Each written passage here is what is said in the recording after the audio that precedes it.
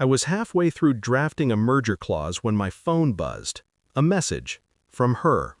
"Dinner's at 7. Don't be late. He's coming too."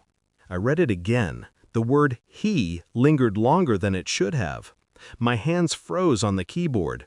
The office fell silent, except for the soft hum of the air conditioning, cold, precise, like the pulse inside my skull. Her boss. The one she swore was just professional. I'd told her, clearly, deliberately, "If you invite your male boss to your birthday, I'm out." She'd laughed then, lightly, nervously. She thought I was bluffing. I wasn't.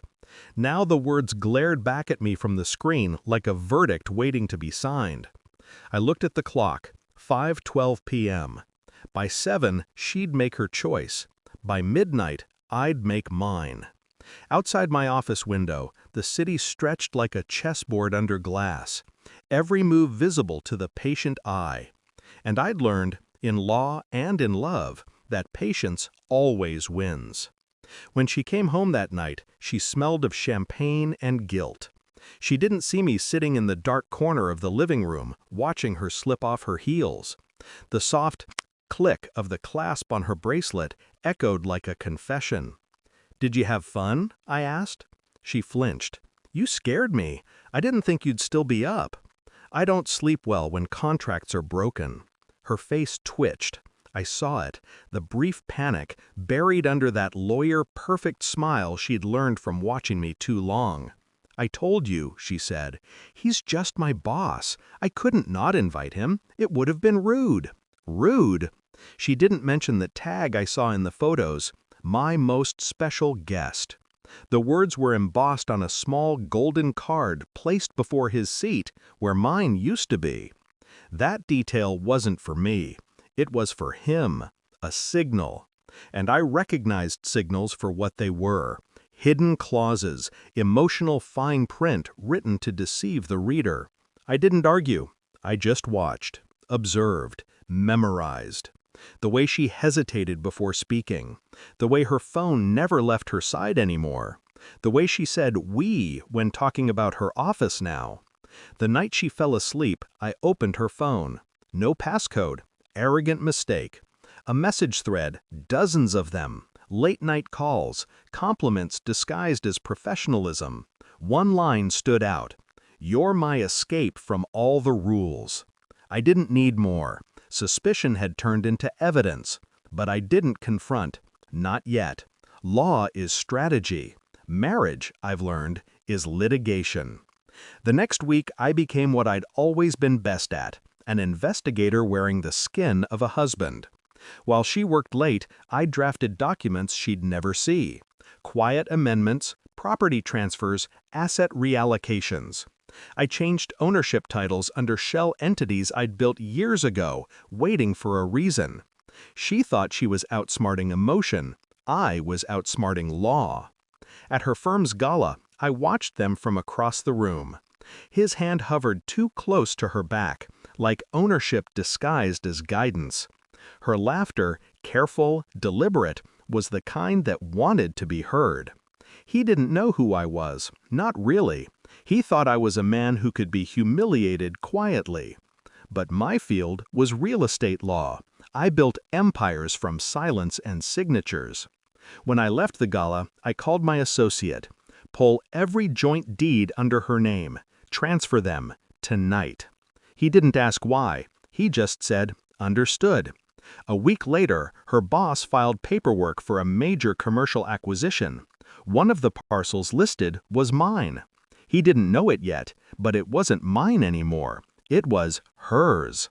And the title transfer contained a clause, a quiet, devastating clause. A misrepresentation that, when discovered, would trigger automatic forfeiture of contract rights. In plain English, if he moved forward with that deal, he'd be financially gutted. And he would, because she'd encouraged him to. The day the call came, I was in court. My assistant slipped me a note mid-session. "He's at your house." When I arrived, her boss was pacing the living room, shouting. His suit was wrinkled, his face red. She stood near the window, pale, trembling. He turned to me the moment I walked in. "You! What the hell did you make me do? My lawyer just called. Do you realize what you cost me? The company?" I raised a hand. Calm, cold. "You should read before you sign." He froze. Confusion spread like a stain. Her lips parted. What's happening?" I looked at her. "Tell him. Who convinced him to fast-track the purchase? Who told him the title was clear?" Her eyes glistened, wide with sudden understanding. You set me up." I smiled faintly. "No, I protected my assets. You volunteered for the rest." The silence after that was heavier than any argument. He left, furious, ruined, threatening lawsuits that would dissolve the moment he realized the truth.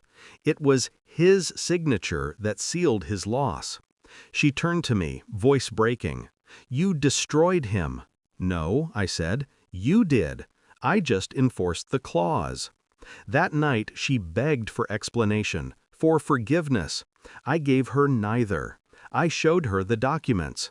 Every line, every transfer, every clause she'd ignored while texting him during dinner. "You thought betrayal happens in beds," I said. "It happens in boardrooms, in choices, in silence." She collapsed onto the floor, tears smearing the remnants of her careful composure. I knelt beside her, not out of mercy, but finality. "You gave him the title of Most Special Guest.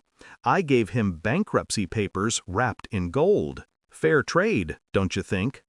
Her breath came shallow, trembling. "Was this love to you, or punishment?" I stood. "It was a merger. You dissolved it." I left her there, staring at the papers that would define the rest of her life. Half her world now legally non-existent. Weeks passed. The firm's board forced her resignation. Her boss disappeared from the industry entirely. And me? I signed the final documents, freeing myself from every shared tie, every joint asset, every trace of her existence. The city outside still gleamed, indifferent as ever. Deals were made, hearts were broken, signatures were written in invisible ink. I walked past the window where her reflection once lingered. I didn't feel anger anymore, or triumph, just the quiet precision of closure. Love, I realized, is not about trust, it's about terms. And she forgot the most important one. Never breach a contract with someone who writes them for a living.